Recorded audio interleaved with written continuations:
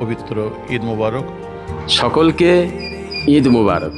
সকলকে ঈদ মোবারক জানাচ্ছি। ঈদুল ফিতরের অনেক অনেক ভালোবাসা, মোবারকবাদ, শুভেচ্ছা জানাই। আন্তরিক শুভেচ্ছা, ভালোবাসা, মোবারকবাদ জানাচ্ছি। পবিত্র ঈদ মোবারকের মোবারকবাদ জানাই। ঈদুল ফিতরের শুভেচ্ছা ও মোবারকবাদ। ঈদের শুভেচ্ছা।